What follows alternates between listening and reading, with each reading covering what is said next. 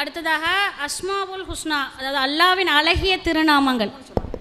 அல்லாஹ்வை பற்றி நாம் அதிகமாக அறிந்து கொள்ள வேண்டுமென்றால் முதலில் அவனுடைய திருநாமங்களை பற்றி நாம் அறிந்து கொள்ள வேண்டும். அதனை நமக்கு கற்றுத்தருவதற்காக இதோ நம்முடைய மாணவர்கள் இஃபா ஜமீலா பின் சையத் இப்ராஹிம், சாலிஹா பின் அனஸ் பாதுஷா. அஸ்ஸலாமு அலைக்கும் வரஹ்மத்துல்லாஹி வபரகாத்துஹு.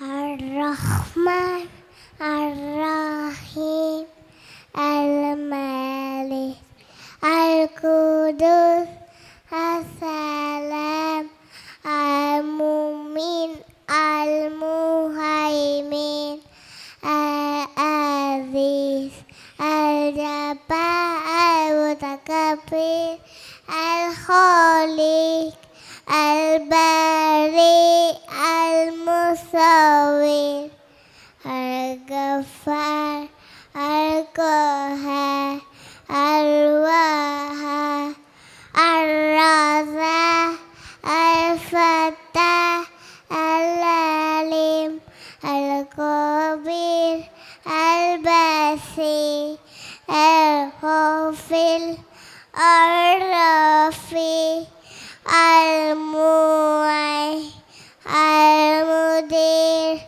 السميع البصير الحكم العدل اللطيف الخبير الحليم العظيم الغفور الشكور العلي الكبير الحفيظ المقيت الحسيب الجليل الكريم الرقيب المجيب الوصي الحكيم الودود المجيد البعيد الشهيد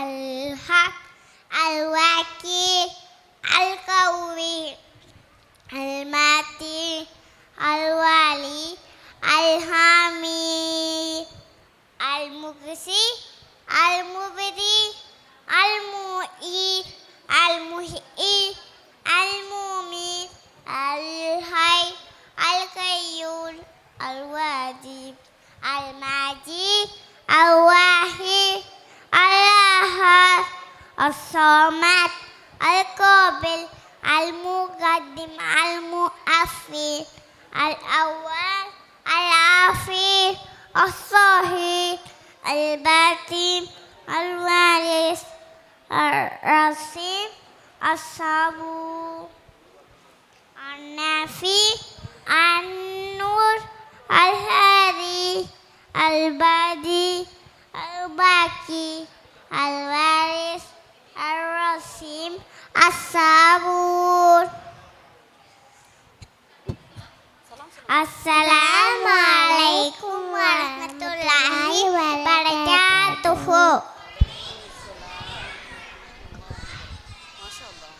அல்லாஹ் மபாரிக். அடுத்ததாக அல்லாஹ்வின் அழகிய பண்புகள். அல்லாஹ்வின் பெயர்களோடு நின்று கொள்ளாமல் அவனுடைய பண்புகளை அறிவதால் மட்டுமே அவனுடைய வல்லமையை நம்மால் புரிந்து கொள்ள முடியும். அப்படியான அல்லாஹ்வின் பண்புகளை நமக்கு விவரிக்க இதோ நம்முடைய மாணவர்கள் மாலிக் இப்னு தௌலத்துல்லா, அப்துல் ரியாஜ் இப்னு இப்ராஹிம். அஸ்ஸலாமு அலைக்கும் வரஹ்மத்துல்லாஹி வபரகாத்துஹு. அல்லாஹ்வின்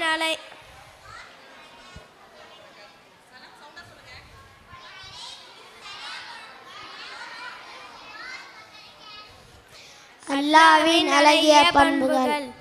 நம் பிறரின் நரம்பை விட நமக்கு நெருக்கமானவன் அல்லாஹ். தன் நேசத்துக்கு உரியவர்களே அல்லாஹ் அதிகம் சோதிக்கிறான். நம்மை நம் சக்திக்கு மேல் அல்லாஹ் சோதிக்க மாட்டான். பொறுமையாளர்களின் அந்தஸ்தை அல்லாஹ் உயர்த்துகிறான்.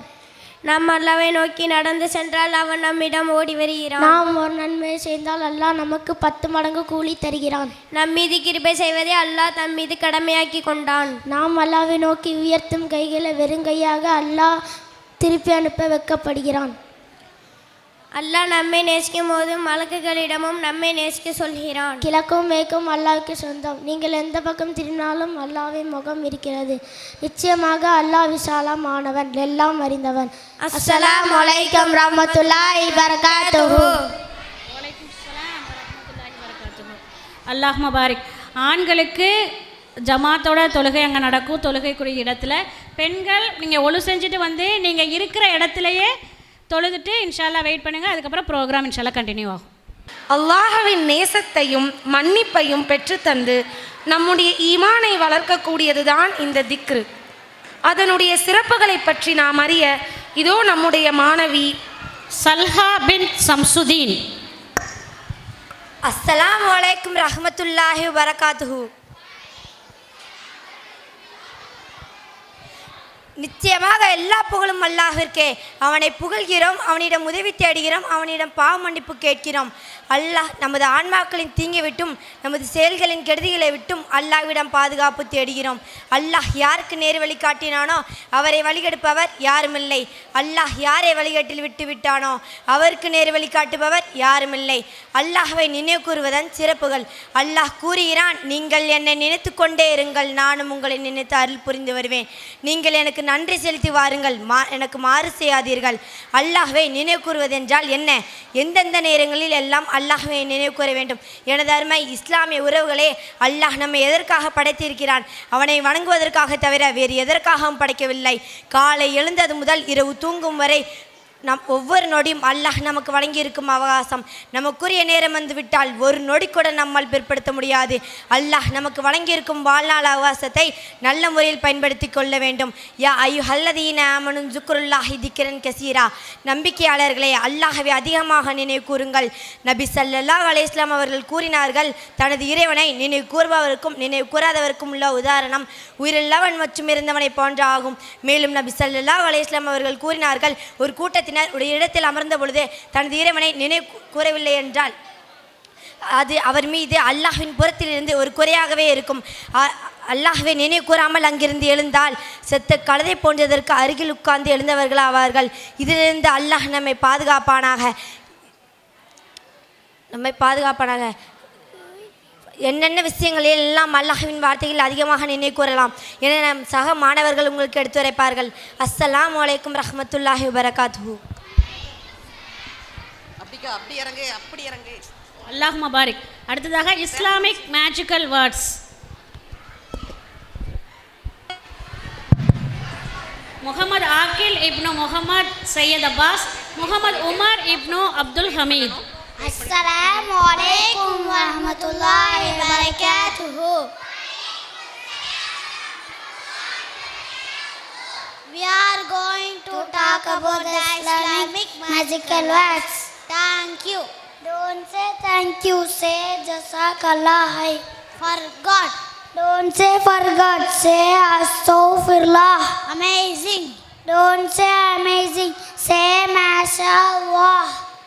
So sad. Don't say sad, say La tahzanullah ma'ana. Happy. Don't say happy, say Allahumma barik. Not confident. Don't say not confident, say La hawla wala quwwata illa billah. Insecure. Don't say insecure, say Hasbunallah wa ni'mal wakeel. Okay. Don't say okay, say Inshallah. Goodbye. Don't say goodbye, say fi amanillah. Assalamu alaikum warahmatullahi wabarakatuh. அல்லாஹும்ம பாரிக். நம்முடைய மாணவர்கள் அந்த திக்ரை எவ்வாறு பயன்படுத்த வேண்டும் என்பதை அழகாக ஆங்கிலத்தில் இருப்பதை அரபியில் நமக்கு கற்றுத்தந்தார்கள். அடுத்த நிகழ்ச்சி ஒரு சிறிய தொகுப்பு. அல்லாஹ் தடை செய்த 8 செயல்கள். நாம் பாவங்களை விட்டு தவிர்த்திருக்க வேண்டுமென்றால் அந்த பாவங்களை நாம் முதலில் அறிந்து இருக்க வேண்டும். அதனை பற்றி பேசுவதற்காக மாணவி ஆயிஷா சனா பின் சாகுல் ஹமீத். السلام عليكم ورحمة الله وبركاته. أنا مكان لا لنم لمكان ولله الله بالقرآن على مبرهن عن القرآن الله عليك إليه المن عن الثمن والتيام ملكا نيم الململ مكمن الململ نمران مرين نالمل هورا المأراني يمتي മഞ്ഞക്കണം ഞാൻ മഞ്ഞക്കണം ഹീറാറോ അവന്മയിൽ നന്ഹിയത്തിലേയെ മഞ്ഞക്കണം ഒന്നിരാൻ ഹൂറ മുഹമ്മദ് ആനമം കൊല്ലൽ ഭൂമിയിൽ നെരുവാഹനീർ ഏനനിൽ മുമ്മാൽ ഭൂമിയെ വിളഞ്ഞു വിന മുനിയാണ് മലയണം ഉയർന്നു വിനവും മുനിയാണ് ഹൂറ മനീസ്രായിൽ മത്തിയേന് உறவுகளை முடித்தல் ஈமான் கொண்டு சாலியான நல்ல அமல்களை செய்து வரும் தன் அடியார்களுக்கு அல்லாஹ் நன்மாராய கூறுவதே. நபியே நீர் கூறும் உறவினர்கள் மீது அன்பு கொள்வதை தவிர இதற்குதான் மனிதம் யாதோரும் கூறியும் கேட்கவில்லை. சூரா 23 முரண்பேசுதல். உங்களில் ஒருவர் மற்றவரை பற்றி புறம்பேச வேண்டாம். உங்களில் எவரேனும் இறந்துவிட்ட தன் சகோதரனின் மாமிசத்தை உண்ண விரும்புவாரா? சூரா ஹுஜுரத் 12. விபச்சாரம் குறித்தல். விபச்சாரத்தின் அழகில் கூட விரும்பாதீர்கள். இந்த மாறாது மானம் வெட்டப்படையதாகவும் மிக தீயவழியாகவும் இருக்கின்றது. ஹுஜுரத் 12. வைப்பேசுதல். எவன் மனம் நீர்பவனாகவும் வெறும் பொய்யனாகவும் இருக்கிறானோ அவனுக்கு அல்லாஹ் நேர்வழியை காட்டுவதில்லை. சூரா 28. மீன்விரயம் செய்தல். உண்ணுங்கள் பருகுங்கள் மீன்விரயம் செய்யாதீர்கள். அல்லாஹ் மீன்விரயம் செய்வோரை நேசிப்பதில்லை. சூரா அல்-அஹ்ஸாப் 31. அஸ்ஸலாமு அலைக்கும் வரஹ்மத்துல்லாஹி வபரகாத்துஹு. வலைக்கம் அஸ்ஸலாம் வரஹ்மத்துல்லாஹி வபரகாத்து. பேரண்ட்ஸ் தயவு செய்து கொஞ்சம் அமைதியாக இருங்கம்மா. ரொம்ப பேச்சு சவுண்டு தான் கேட்குது, பிள்ளைங்க சொல்கிறது கேட்க மாட்டுது. தயவு செய்து கொஞ்சம் அமைதியாக இருங்க.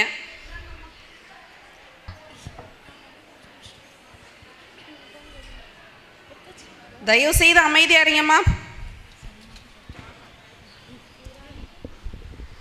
அடுத்ததாக இஸ்லாத்தின் 5 கடமைகள். இஸ்லாத்தின் தூண்களான 5 கடமைகளை பற்றி பேசுவதற்காக மாணவி